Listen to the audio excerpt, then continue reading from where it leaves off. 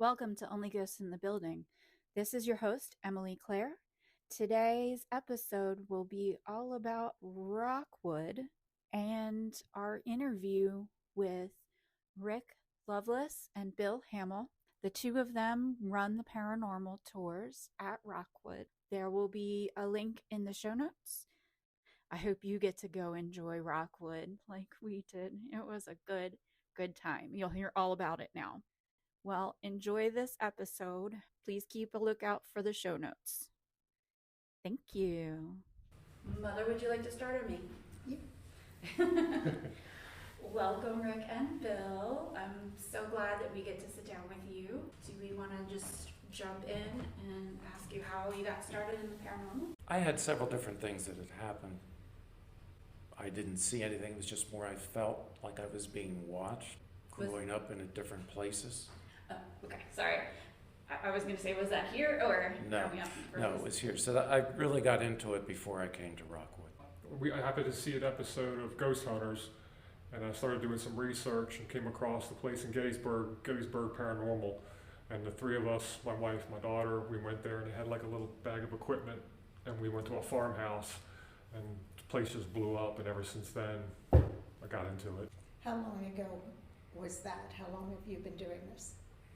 I've been doing it here at Rockwood for 10 years. And it was maybe 15, 20 years before that when I was experiencing things. But at that time, I wasn't investigating. It was just things that I felt personal. But as far as investigating and having a program here at Rockwood, it's been 10 years. Yeah, for me, it's been about 7 or 8 years in the paranormal. Rick and I have been together for what, 6? Yes. Okay, so you've known each other for 6 years, and here. Yes. And how did you meet? How did you find each other? Here. My wife and I and my daughter kept coming every month, and then Rick saw what we were doing, and he asked if I would volunteer and help out, and that's how we got together. And then the two other gentlemen that were doing it passed aside, and Rick and I took it over, and that's basically how we met. So what drew you to the paranormal? I know you had experiences and you had experiences. Was there something else that said, oh, I want to do this for a living? Watching it on TV, seeing the different TV shows and what happened there, and wanting to experience and learn more, that way. And it's more of a hobby. I'm not a professional. I don't know of anybody in this field that is a professional. That is very true. So what did you do before this? What was your job before you got sucked into paranormal? I actually retired 3 times. I retired from the Air Force. Then I retired from a large supermarket chain, and then I worked in property management and maintenance of a lot of communities. And how about you, Bill? I still work for Giant Food. I've been with them for 40 years. Oh, good. What do they think about you doing this? Do you really tell people? Did people kind of look at you? They kind of look at me funny, but about it? yeah, they just look at me funny. But yeah. Yeah, that's one of the things that I strive to do with this podcast, is to change the stigma and have people not look at each other weird. Because I'm finding out that most people I know have had something happen. Oh yeah. Yeah, so, and it's just like, why don't we talk about it, y'all? Like, it's a fun thing. Well, also, I think watching some of these ghost shows on TV, it's all spooky and scary, and I think there's a lot that's not, probably more not than there is. It's more the idea of they glamorize it a lot. Is the type of thing with the paranormal, if it's going to happen, it's going to happen. You can't predict it. And most of the time you walk up on it. And you have different instruments that catch it. You also, if you were to sit and just wait and talk politely to spirits, they'll come to you. I think so too. Yeah. That's interesting. So pretty much anywhere you could. Right, it doesn't have to be a haunted old mansion. It can be anywhere. It's just more fun that way. So what's the most haunted places you've been? Here at Rockwood, Fort Mifflin, numerous places in Gettysburg, a lot of places in Castle, Delaware. that I've investigated, and also in Elkton. Bill and I have investigated a lot of places that no other teams have been allowed into. Okay, The that's hotel, what was that? The old Howard House. That was wild. That's interesting. I've been there to eat, but I haven't been to investigate. I grew up in Elkton, so. Yeah, I went to Elkton High School. Yeah. We lived in Chesapeake City too, so Yes. we know this area. Yeah, so do I. My family's been there for over 150 years in Chesapeake City. Yeah. What's the most haunted place you've been? Pretty much everything Rick just said, but we've been in Fort Delaware too. My wife and I do a thing in Baltimore with the Essex Heritage Society. We try to get there once a month. It's a 102-year-old building. Used to be a police station, has jail cells. But yeah, pretty much everything Rick just said.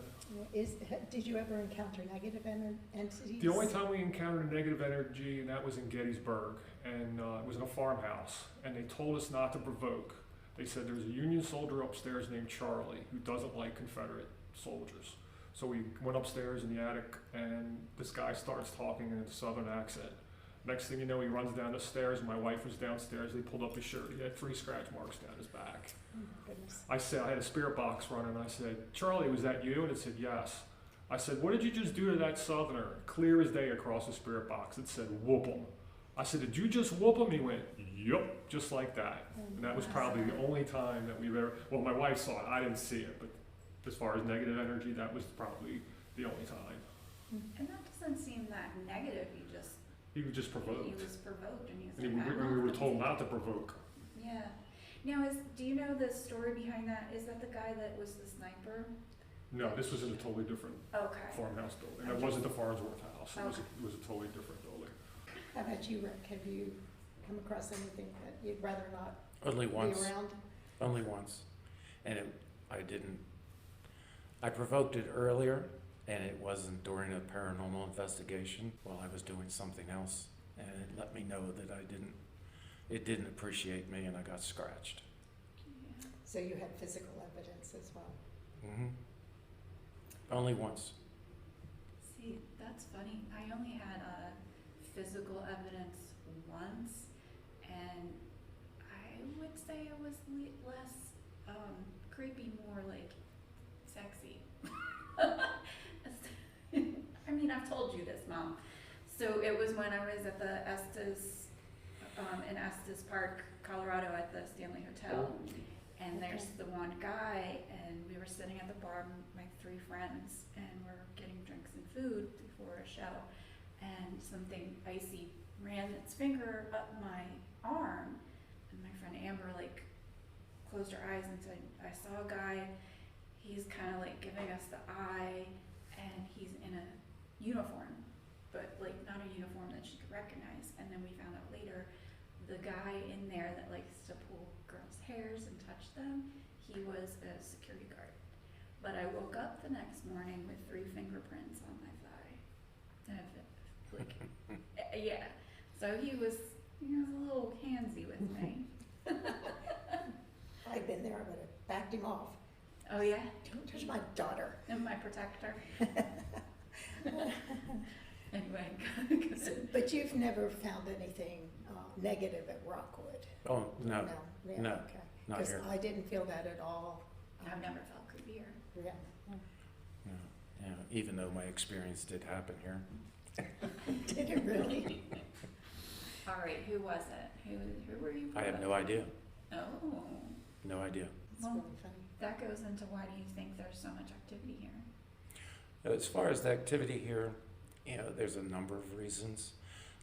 We've identified 31 different entities or spirits here, from direct communication, through mediums, through empaths, psychics, also with all the equipment. We also have used the alphabet with different instances, and having reactions from different devices. The people here loved it here, so I think that's why they're back here. It's a combination of servants, field workers, and the family members. They loved Rockwood, and they just didn't want to leave. And I think the construction of the house also makes a difference. People in the paranormal believe, that water intensifies paranormal activity. We're surrounded by water. We have ponds. We have Shellpot Creek. We also have another creek in the back. And Rockwood is built of Brandywine blue rock granite, and it's 7% quartz. Quartz resonates with energy, and I think that's some of the combinations why we're more here than other areas. Okay, yeah, I was wondering, when we, kind of where we were looking at the history, we saw that the family was a Quaker family, and Quakers and spiritualists are kind of, there were periods of time when they were. They didn't participate in But they did, spiritualism here. as far as you know, they didn't have No, any. no, we have all their family records. When Newcastle County took over, there was thousands of letters. They had their diaries, bank accounts, 6,000 photographs, and no, they did not participate in anything like that here. Okay. So you think that they would have written, because I know like Sam's Yes, and stuff. these people wrote about everything. Yeah. And you've read them all, right? A lot of them, yes. Yeah, My theory on it. and I think it's like a lot of the, the principles that everybody has energy, everybody resonates with energy. What happens when you die? Mhm. Where does that energy go? Right, Yeah. that's So exactly what we're talking about. it has to go someplace. So it may be inside this building, it may be outside the building, Yeah. or going to a higher, plane. Yeah. We just don't know. That's one of the things with the paranormal. It's not an exact science. Yeah. A lot of it is interjection and Yeah. people's thoughts, but we just don't know. None of us have come back from the dead, so we don't know what happens. Yeah. I think one of the fascinating things about you specifically, you're into the history, you read all that stuff, you wrote the book, and I think my personal theory is they react with you because you spend so much time putting positive energy into it, I've been told by several empaths and psychics that the spirits follow me, and I just love the history here and the people that were here, and I try to keep it in a positive way. But they follow me. There's times on some of the paranormal tours where I have to leave a room because the spirits come to me. As soon as I leave, I can go into one room that they won't go into, and then they start interacting with everybody else. Yeah. I can tell you right now, this is the most I've ever experienced any place, hands down, period. Not that I've done a lot, but even more than the Stanley when I was there. Even more than Stanley? Yeah, Wow. yeah. But I didn't walk around with KT either, so. I mean, I guess I did have bruises on my leg, but, Well, the two times we were here, the people that were here, the visitors doing the paranormal tour or the reveal, Yeah. were excited to be here. Yes. I think one woman said, I don't know about this, she Yeah. was not real sure, but everyone else was really positive and they were having fun. When we meet with people, when they first come in, we tell them about Rockwood. We ask, have you been here before? Have you had a paranormal experience? Have you been on a paranormal investigation? And then we ask the big question, who's the skeptic? And people do not hesitate, they raise their hands. And Bill and I will say it at the same time. You're gonna get hit You're the first. first one that's going to have the experience. And usually every that's night the it's case. that way. Every night, they are the first one that experiences something. Yeah, because that was the lady that was sick to her stomach. She was like, I have gas. I was like, lady, come on. It was really funny. Anyway. It was spirit wind. I can't tell that. It's spirit wind. I don't know. That's okay. Well, I'm glad that you experienced that and not me, but I guess that's why we all kind of started laughing, because when she said that, because we knew who that was. So I'd like to skip ahead to the dogs. And when you found out about the dogs, I find that so fascinating that they were here. And the night we were here, my dog was here. And I think she was, because I did the Yes. dowsing rods and they crossed when we were asking the dogs to come forward. and she was here, but she's always with me quite We frequently. actually had one night when we showed people how to use the rods, it crossed, and Rick said, well, has a loved one passed? And they're like, no, our dog passed. He said, well, try that. She said, Shadow, are you here? And the rods crossed, and then she said, Shadow, where are you? And gave her a hug. Well, then the whole family was just lost it, but I didn't think they expected a dog to come through. Yeah, it's very common with the rods when people take a hold of them and use them, that a family pet will come through like that. Really? It happens a lot. Oh, that's interesting. With it. I'll have to try it at home and see if she's still there. Yeah. I mean, I hear her tiptoeing around once in a while, and I feel her once in a while on the bed, but, Yeah, she jumps up on my bed too. She visits me in my apartment. Yeah, the dogs were a big part of Rockwood. Rockwood was also an AKC registered kennel in 1904 called Broughton. It was named after the first Bringhurst. And Edward Bringhurst, the third/fifth, was the man that had all the dogs. He had Great Danes, he had Terriers, there was Jack Russells. Family members also had dogs. They also had a pet fox. And they had pets, the one housekeeper had a pet squirrel. So the dogs did have the run of the house. We have photographs with the dogs in the house. And in the summer, they would put them up on the veranda in kennels because it was cooler up there than actually where their kennel was. And we do have our pet cemetery here as well.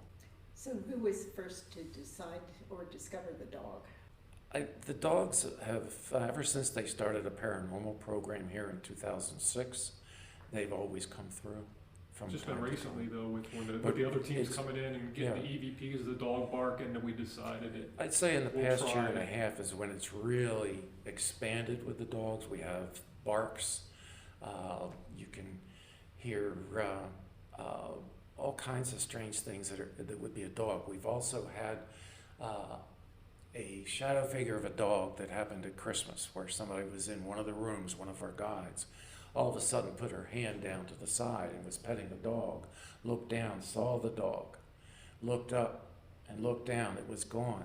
She called somebody over that was next to the door, and that person had allergies to the dogs. When she got to the doorway where this person was standing, she started to get runny eyes and runny nose. Then a minute later, somebody came out of the dining room and said, "Did you hear the dog barking?" Now this was at 9:30 at night. We don't get a lot of dogs around here at night. So that was one of our biggest experiences inside. Some people have seen Great Danes at night or walk around. They look just like a regular Great Dane when people have seen them outside. Well, remember that lady with the reveal last time? She said she was over by the pet cemetery and she heard dogs barking coming from inside the house. And Yes. she thought she was going crazy. Wasn't there a picture someone was able to capture on the second floor with the dog looking out? We have several photographs where they're looking in from the second floor. One is in the master bedroom, and you see the full face of the dog with the ears, the eyes, the muzzle, looking in from the veranda. We also have another one from Mary's room, where a dog is looking in. And then in the winter garden, we have one that looks just like a black Labrador retriever, that's, there. But it's all on the second floor. Recently, when we drove up to the mansion, one of the windows in the winter garden was open, and anytime that the building's unsecured, we have to call the police and have them clear the building. It's just part of the requirements here. But we took photographs. Later, I expanded the photograph, and when the window was open, you see the full face of a Great Dane that looked just like Gretel, the one Great Dane that was here. I love that. Do you know of any other places where they've had animals show up as entities? Not as much as Not here. as much as here. I mean, we do have a ghost cat too that people do see on occasion. That one night she swore she saw a cat run across Mary's bed. And I was giving the house tour. This was about 7-8 years ago. And we had just started in the grand entrance. And we were facing towards the servants' hallway. And everybody's mouth dropped and they all looked and said, "There goes a cat." Went from the office across the hall into the dining room. We all went walking real fast. There was nothing there. When we have more than one person see it, then it gives it more validation. Sure, Yeah, absolutely. And especially if it's someone that didn't know that someone else had seen it. Right. So that's always exciting. Yeah. So what would you say was the most profound experience that you've had here? I think that Edward, the 4th of July stuff in his bedroom was awesome. That was really exciting. Is there something that is... I have two that stick in my mind. One was we were down in the basement and Rick had his SLS and I stepped into a room. He said, something's behind you, so I stepped back out and I stepped back in and next thing you know, cobwebs all across my face. And I'm like, there's just no way. And the other one is probably when we were all in the dining room and Rick heard footsteps. My friend Will, who's an empath, saw him coming down the hallway. I just stood there. Next thing you know, it looked like he put his head around my neck, but to look in like, hey, what's going on in there? I see y'all, and then backed off, and next thing you know, from my neck all the way down my arm went ice cold. That probably has to be my top two. Yeah. I've seen shadow figures constantly. We have a gentleman that's a shadow figure that hangs around the top of the staircase. He'll come out and he'll look over the You side, see him all the turn time. around and disappear. The most profound thing that I've ever experienced, my wife and I were locking up, it was a snowstorm. We were outside parking the car, or getting in the car to leave. We pulled back. Next thing we know, we see this man come through the wall with ski poles. He had knickers on, had the heavy wool socks, wool sweater, and an old hat. And he went across the lawn, and we both stopped and looked at each other and said, "Did you see it?" And I said, "Yeah." He looked just like one of us. So we went around the circle and came back. Nobody. I even got out and looked. There was no footsteps. No tracks at all from... Nothing. And that was It's interesting. Could that the have one been... that I can never explain. Was that Eddie? Would he have... No, I really feel that would have been Mr. Hargreaves because he liked to ski. Oh, okay, yes. Okay. They lived here for several years. The Hargreaves were here from 65 to 1972. Because They were the last there's owners. not as much history that I found or information about Nancy and her husband as with the others. You So, won't find a lot online about them, but we have lots of information here at the museum about okay, them. what's unusual? What kind of information would you like to? We have their complete history. You know, Nancy grew up here. Where we're sitting in this room, at one time was even a dance studio for her. Oh, really? You know, but she was the golden granddaughter. She did no wrong. She was the favorite. But as far as when she lived here, we have a lot of information because one of our people, you know, was here as a child, and her mother was a nurse for the Hargreaves. Okay, so I So understand we have that firsthand. she was interested in maintaining all of the records and making sure everything No, was, no, she didn't? no. It was here, but they didn't bother with it. No. And they didn't have children? Yes, they did have children. They did. Yes. And the children grew up here as well? No, they were here part-time, so the children weren't here as much. They were here occasionally in the summers because they lived in another state, so you know they spent other times. But Nancy's children didn't. They were here, but not lots of times. Okay. Are they still alive? The grandchildren. The Are. grandchildren? No, yeah, the Okay. grandchildren. And did they live in this area? No. So you said, I think on one of the tours, that a lot of relatives. Yes, there's a lot of relatives that are still here, and we have Edith, the one daughter that did get married and had the 4 children. They're great-grandchildren that come back, and some of them live in Boston, some live in Maine, some on Long Island. There's others that live on the main line in the Philly area, Chadsford, and down in Chevy Chase.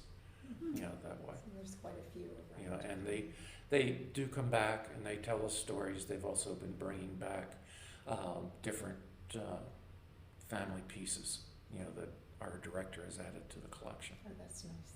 That's nice of them to do that.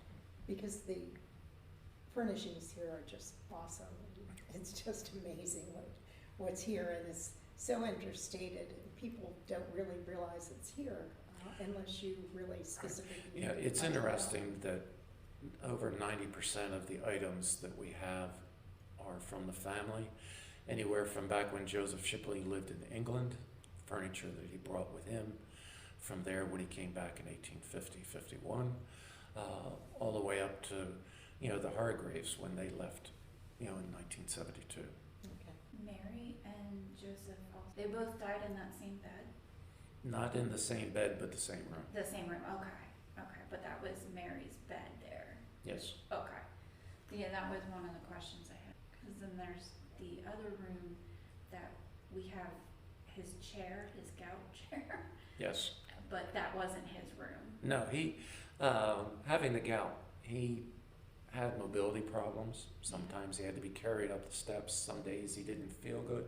So he had a suite of rooms. He had his bedroom. Then next to it, there was another room, which became a bedroom. And he had a wardrobe room. But he didn't use the guest, but it was considered a guest bedroom, the master bedroom. And it didn't look like what it does today. Right. Only several pieces of furniture that are in the master bedroom were here during his time. Right. You mentioned that there's the outside paranormal tour as Yes, well. we do experience a few different things on the outside. It is more broken down into the two types of hauntings. We have the residual that just is like on a loop that goes and does its thing and doesn't even look at us, doesn't pay attention to us. And we have the intelligent hauntings. We've had both outside where we've experienced the dogs, we've experienced people, we've seen faces in the windows. We have also on the SLS cameras, the stick figures, the anomalies have picked up people in different spots of the garden. So it's a little bit different what we pick up with activity outside versus inside. Okay. I think it's because we're more confined in here, and you may have different spirits or entities coming from anywhere outside. That's true. So Versus inside. has anyone ever brought an entity in with them that you were able to? People bring things with them all the time, referring back to like the dogs, the people that have passed away with the rods. There's a sign of affection when people carry the dowsing rods and they come back and touch their shoulders, it's a sign of affection. They're bringing somebody with them. We haven't had anything demonic or evil or more of an, it's something that's around the person. It doesn't leave them. And we have, and when they leave, it leaves. Okay, so they haven't stayed around. No. It stays with them. Not that we're aware of, anyway. Okay. So Emily and I both love the whole area. We've been coming here for a while and walking outside. It's just recently we've come inside. So I would like to just do a tour without the paranormal, just to see the furniture and the furnishings. But you said some of the furniture has entities attached to it. Yes, it does. We have 3 or 4 pieces. It's really the possessed possession. And I think it's something that naturally happens wherever there's hauntings. Our instruments will go off when we get next to certain pieces of furniture.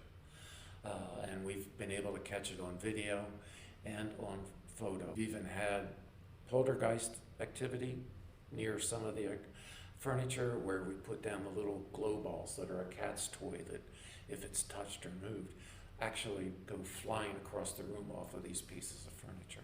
And do you think that's something, say, Joseph brought back with him? It's the furniture is a combination. There's one piece that is Joseph's that came from England. Another piece belonged to the Bringhursts. And there's like a 40-year difference between the two. Why those two, I don't know. Maybe they were just really beloved pieces. Yeah, and mirrors. We have a lot of activity in 3 different mirrors, in the house because they've been here since the 1850s. And we just tell people, take a photo in the mirror, stand here, stand there, and just take 3 or 4 photos at a time, see what you get. We've had faces that come up. So when we can catch it or we see it, we line everybody up and we start comparing faces. And we haven't been able to say, no, that's somebody that's not here. It happens all the time.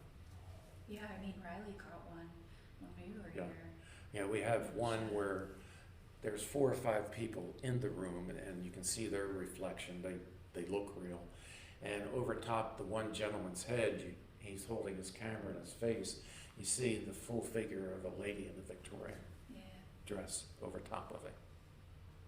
And have you been able to match them up with people that have lived here? We have twice. Once was from one of the walking tours taking photographs of the building. My wife was here that one night and she took a photograph of the tower. It's the 3rd floor, and that happened to be, the room where one of the ladies that was a servant here, she started out as a nursemaid, worked her way up to head housekeeper and that. And we took the photograph, we could see it right away. And I said, I know who that is by looking at the nose. My wife said, yes, I know who it is too. So I went and grabbed a photograph later, put them side by side, and it was Sarah McGuire, the head housekeeper. We also have a photograph in the basement that was taken by one of our trail cameras that we put up. And I thought it was Bill, because he was down there.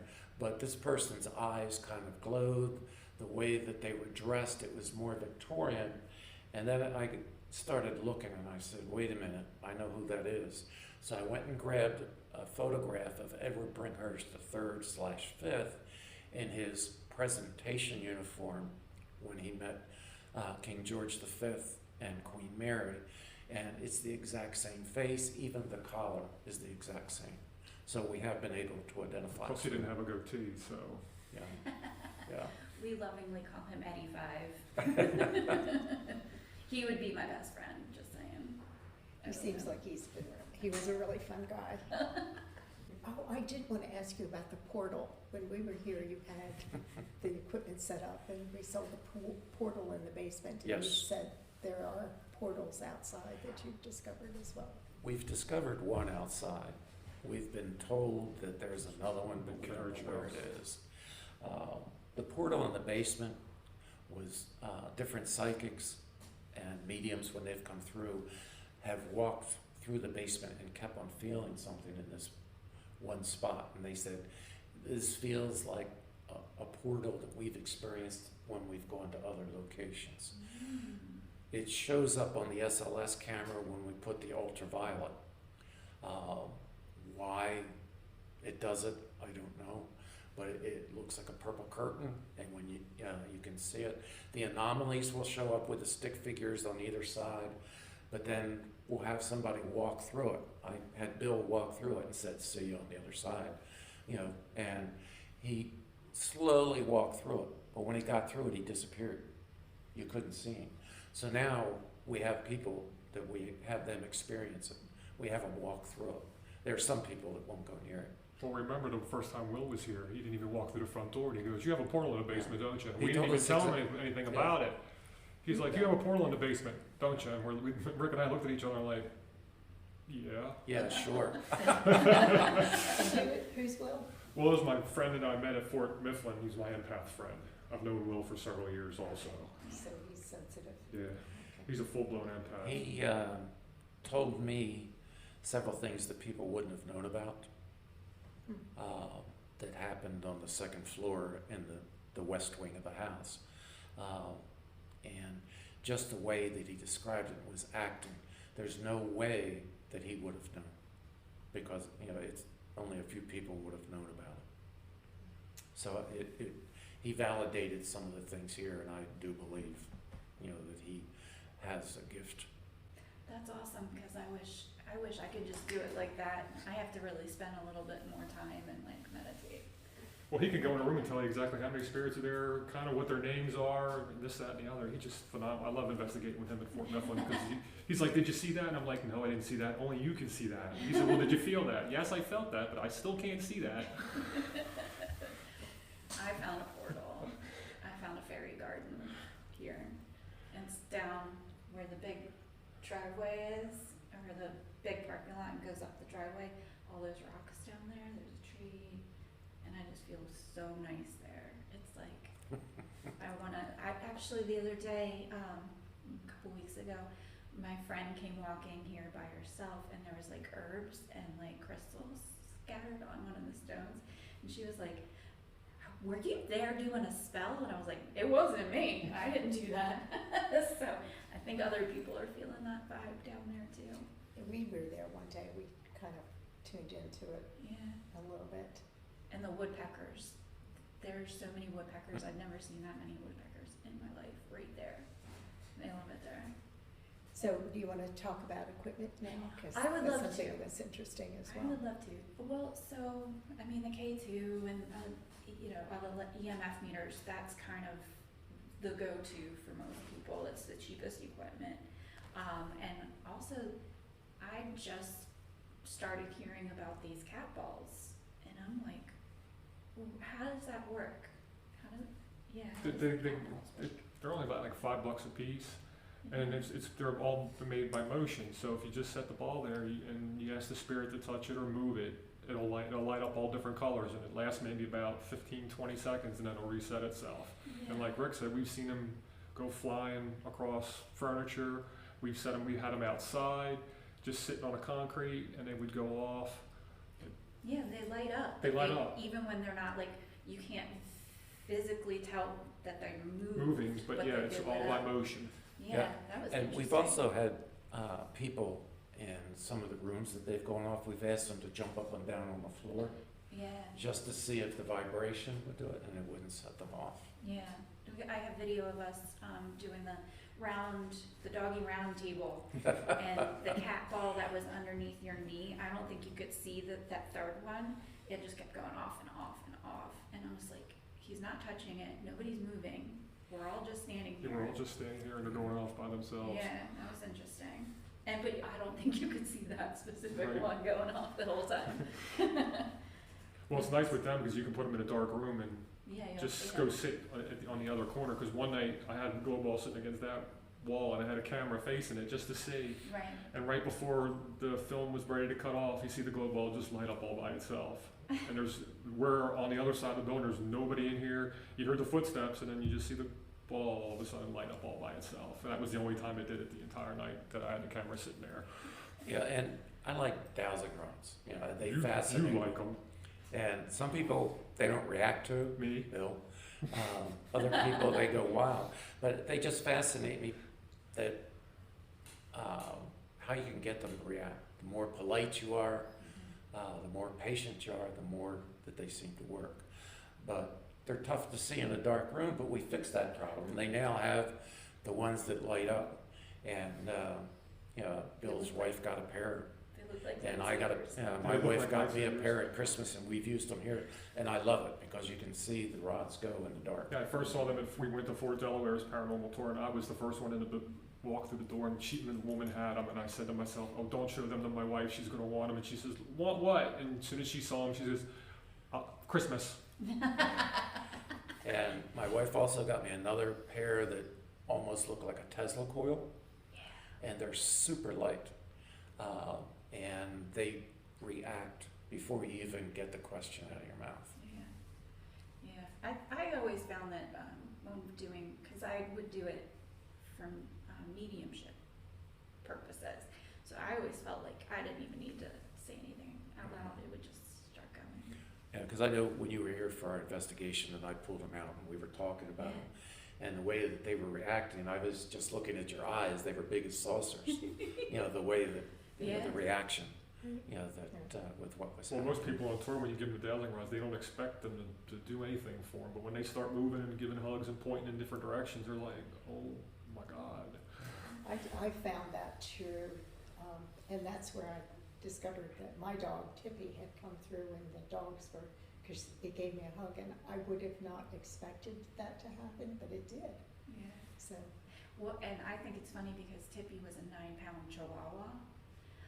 So, but she was a vicious little yappy dog. She was a little fierce. She was fierce. So when you were asking her to get Guido to come, like call Guido, I was like, no, Tippy ain't gonna let that happen. She's back over there, yap, yap, yap, yap, yap, yap. And that's where they crossed, so Yeah. I knew she was with me. And yeah, I could not get Guido to come.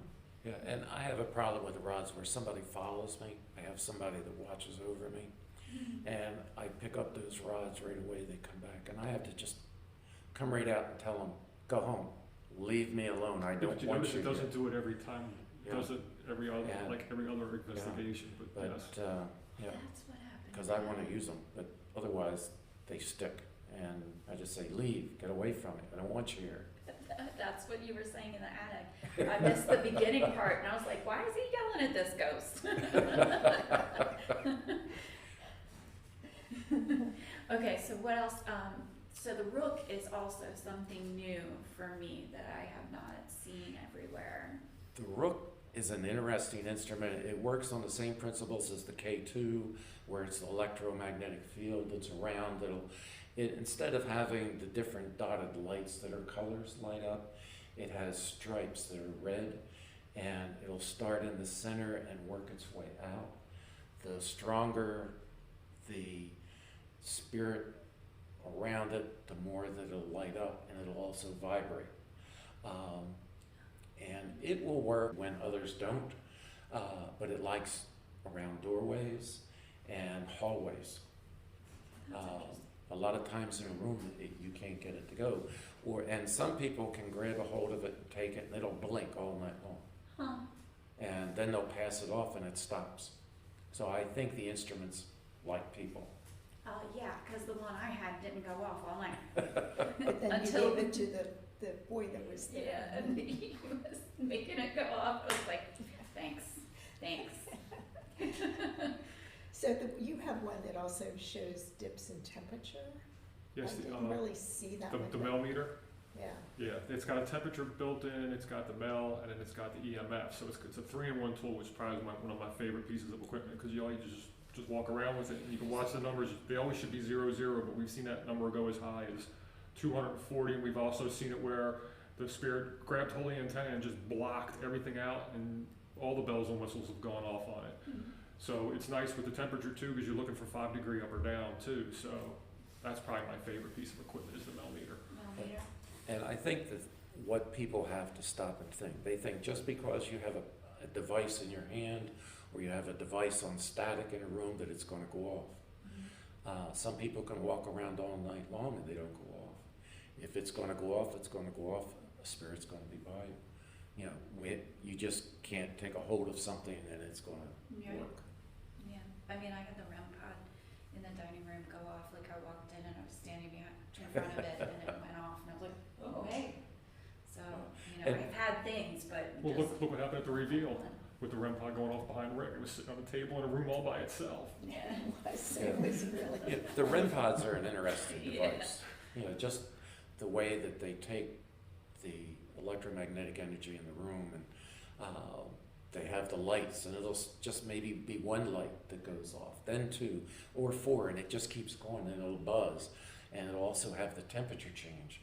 And we've had them set up where on one side of the room, just like during the reveal, it was going off, and another one over here, and it's like they're talking to each other, but they're far enough away that they're not interfering with each other. Well, just like in Edward's room when the fireworks, we asked for fireworks, and what did he do? Lights the REM pod up, looks like fireworks on his bed. Yeah. And we've started getting other instruments that work like the REM pod. There's the trinket box that looks like it's a pirate's chest that lights up and it'll buzz. Bill recently sent me a video when that was on the bed, and it doesn't go off all the time, so when it goes off, we Was know that night there's you guys something were there? there. Yeah. That was the only night. That was the only time it went off. Is when I went up and set the camera. It went off a few times, and you hear me go, "That's hilarious!" And it didn't go off. It didn't go off at all the rest of the night. And then we have the candy box. You know, I had broken instruments, so I cannibalized them and put them together to create the REM pod. And it has 2 lights in the center, and if you get near it, it'll light up. That's been starting to go off, and we have the same thing. It doesn't go off all the time, but when it goes off, there's something definitely there. Yeah. Yeah. What was in the hallway at the top of the spiral staircase? There was like a purple light that went off. I don't remember what it was. Like, we didn't talk about it. It was like, so here's the painting of the woman in the pink dress, and then on that, like, Was thing, that your there was geometer? like a purple. Or That may have was- been Or is that your thing that looks like a spaceship? the one that looks like the The spaceship. one that looks like the spaceship? Yeah, it Yeah. The goes motion off. sensor. Yeah, Okay. and it'll light up from side to side so you can tell which side somebody's there. And then we usually put that together in conjunction with a geophone. Mhm. And the geophone measures vibration, and we'll have those next to each other. You know, and when one goes off, they usually go off at the same time simultaneously. Okay. And it'll tell you if it's left or right. I have video of us walking from Mary's room into Eddie's room, and the light purple. It like just one big purple light, and then I kept walking. So I know, like, I just reviewing my videos, I was like, oh, that's something. But I was not near it. Nobody was near it. And, you know, we've been starting to use portal boxes more. Bill and I each have one, and it gives it a reverb effect. You can use a spirit box with it. I have a program called the Flux on my computer that it'll just say words and sentences in male voice, female voice. We'll plug it, you know, with it, into that. We also have other items like the Loveless. The Loveless is a 5-in-1 tool where it'll tell you, just like a K2, you can have yes and no, or it'll say words phonetically, or you can set it for dictionary mode where it will print out the word and say the word using a male's voice or a female's voice. And we've been plugging that into the portal box, and it amplifies everything. So, you know, we can hear it more. Yeah.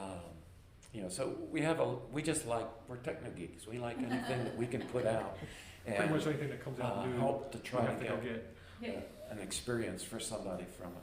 Now, did you put a second mortgage on this place to get all that?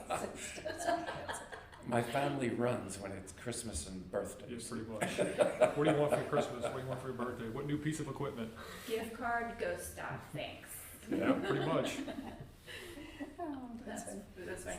Now, another question, I guess it's a spirit box, but it gets rid of all the Okay, static. That's your, That was the portal. Yeah, it's the Okay. Honeybrook.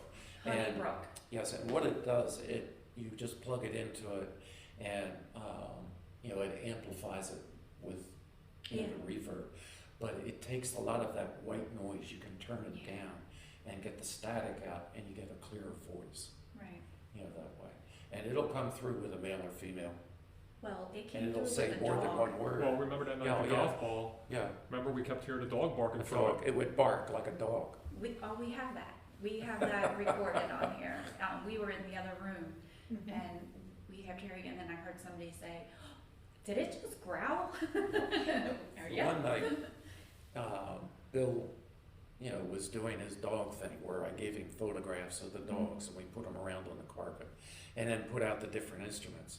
And we talked to him, tried to get the dogs to react. The instruments were going off, but the portal box was in the dining room and it was barking. Everybody heard it barking in the dining room. That makes me so happy. I wonder if the growl was Tippy. It might have been. Yeah, She's dogs. like, get away from my mom. No, it was a deep growl. It Yeah, wasn't it was her a- little yeah. tiny 9-pound growl. Yeah, here at Rockwood, we just try to put out as many instruments as we can so that people can experience things. Yeah, And and boy, do ya. the more that we put out, the more we experience. Yeah, but like we said, it's based on the group that comes in. If the Yeah. group that comes in has a nice little vibe to it, we should get a lot of stuff, but there are some nights where we can put everything out and it just flatlines sometimes. Really? Yeah, and what makes the Yeah. difference too, I can't. you know, Yeah, the more activity, natural activity of the house, when our director moves furniture around, Mhm. that stirs things up from room to room. Then we have the ice cream festival, Sorry. Yeah, well, that's all right, well, I'll talk about it. But we had the ice cream festival, and we'll have 10, 12,000 people come through. Then at Christmas, we're always open for the month for free. But the first weekend, we'll have 2,000 or 3,000 people come through. Plus you're decorating for Christmas. Then you take everything down. So all of this stirs up the activity in the house. And then recently during our building emergency we had, the activity went crazy Yes. right after that. So that's when we came, That's what we it's Yeah. right after that, so Yeah, and that's why there's so every much room going we on. went into, we were experiencing. So it had all the spirits stirred up. I think what happened, they were trying to figure out what's going on with our house. And they brought in the air purifiers. I think there were 16 of them. They were big ones. They were running constant, and they're putting off electromagnetic energy. So we shut them all off. And I think that also intensified, Yeah. what we were experiencing. During the reveal, I had the camera up in Betsy's room, and you can hear it. You hear the machines going, and you hear clear as, well, not clear as day, but you can hear it. It's too loud. I guess they were talking about the machines being too loud. It's 3 words, it's too loud, and that's the only thing I caught the entire time that camera was up there.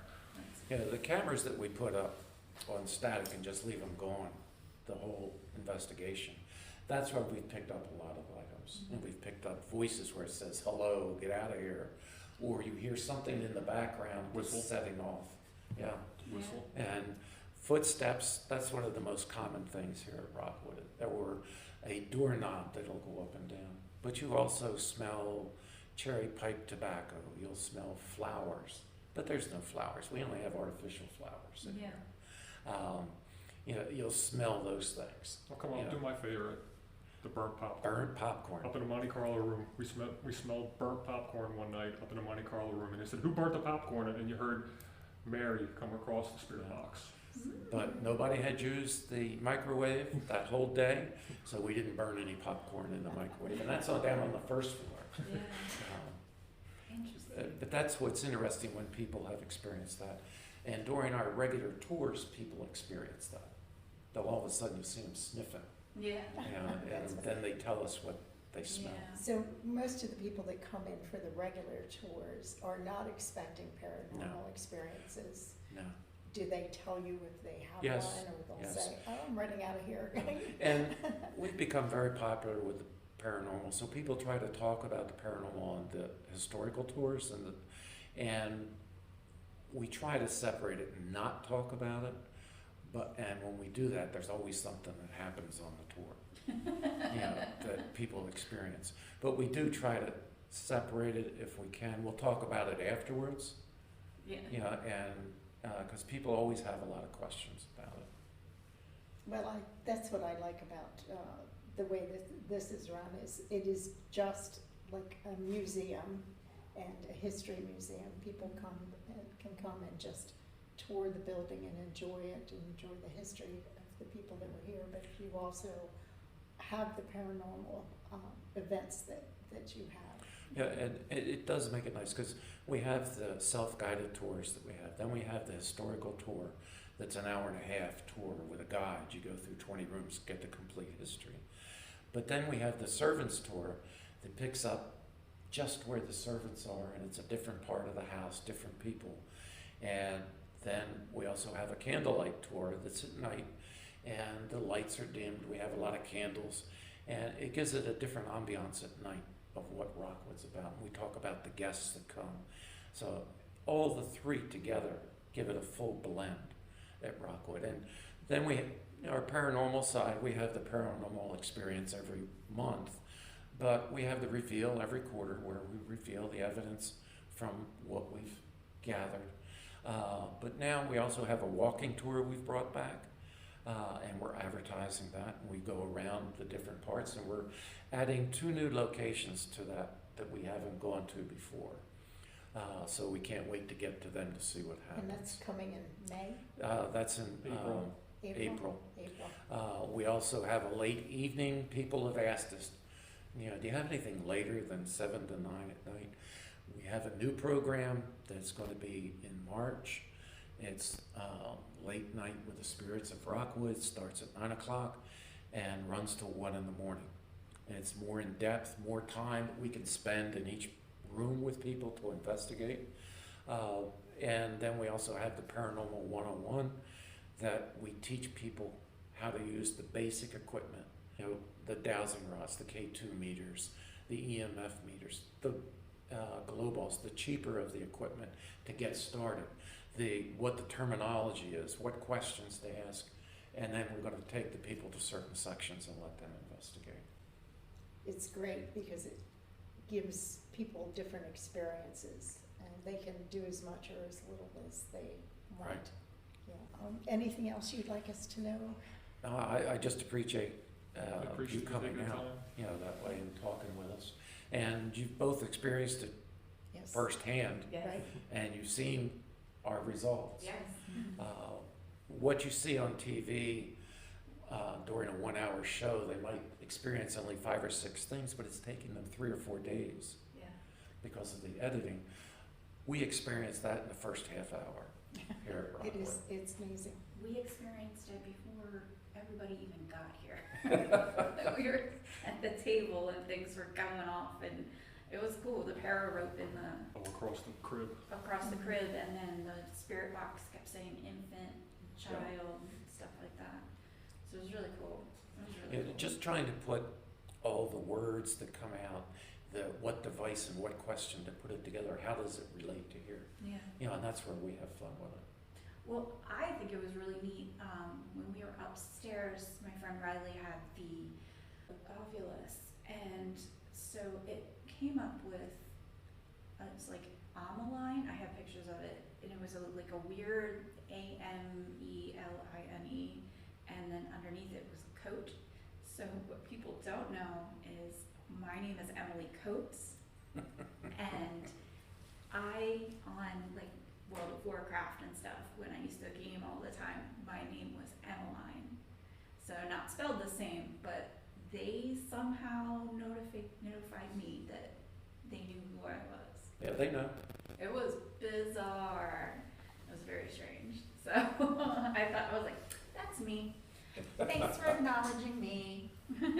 Well, if you remember too, as soon as we turn the Oculus on and we're telling everybody how it works, Rick says, don't be surprised if the name comes up. What's the third word that comes up? Lisa, my Yeah. wife's name. And then we And had it'll come up Alice. Alice, Yeah. which is Yeah. Rick's That's wife's right. name. Yeah.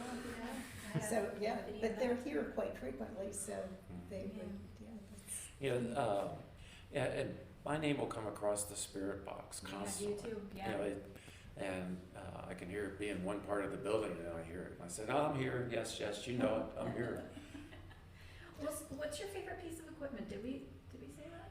Your absolute Mine, I don't think I have most one. reliable? I think I really have 2. Mm. One is the dowsing rods. The other is the REM pod. Right. And we have so many different types of REM pods, that it makes it interesting. And the cat one. Yeah, Cat balls. yeah. No, the cat. Oh, the cat, the Right. paranormal That's cat, right. yes. Get your Yeah. head Yes. in it. That was neat. Yeah. Especially when we caught it on video for the first time in forever. Yeah. When you hear it going off all by itself, and then you hear the footsteps coming down the hall after the fact that it went off. And that cat's only gone off, 3 times since we've had it, and every time it's been in that Right. room. Yeah. Oh no, we did have it go off in the dining room. Remember when we had that one night? We had it just Yeah. sitting in the middle of the dining room, and next thing you know, you heard this crazy meow, and him and I looked at each other and we went, "Was that the cat?" And the woman went, "That thing just meowed." That's fun. Yeah. Well, thank you so much. I'm glad that you sat down with us. This was excellent. Sure. Thank you.